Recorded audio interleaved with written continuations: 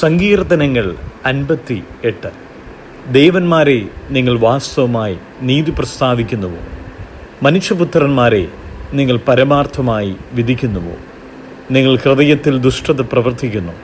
ഭൂമിയിൽ നിങ്ങളുടെ കൈകളുടെ നിഷ്ഠൂരത തൂക്കിക്കൊടുക്കുന്നു.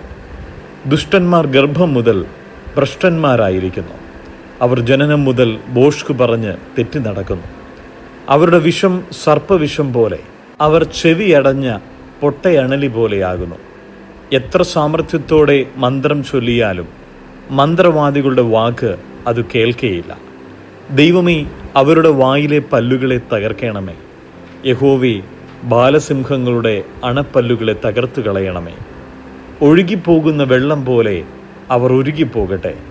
അവൻ തൻ്റെ അമ്പുകളെ തൊടുക്കുമ്പോൾ അവ ഒടിഞ്ഞു പോയതുപോലെ ആകട്ടെ.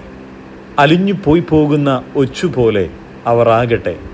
ഗർഭമലസിപ്പോയ സ്ത്രീയുടെ പ്രജ പോലെ അവർ സൂര്യനെ കാണാതിരിക്കട്ടെ. നിങ്ങളുടെ കലങ്ങൾക്ക് മുൾത്തീ തട്ടും മുൻപേ പച്ചയും വെന്തതുമെല്ലാം ഒരുപോലെ അവൻ ചുഴലിക്കാറ്റിനാൽ പാറ്റിക്കളയും. നീതിമാൻ പ്രതിക്രിയ കണ്ട് ആനന്ദിക്കും. അവൻ തൻ്റെ കാലുകളെ ദുഷ്ടന്മാരുടെ രക്തത്തിൽ കഴുകും. ആകയാൽ നീതിമാന് പ്രതിഫലം ഉണ്ട് നിശ്ചയം. ഭൂമിയിൽ ന്യായം വിധിക്കുന്ന ഒരു ദൈവമുണ്ട് നിശ്ചയം എന്ന് മനുഷ്യർ പറയും.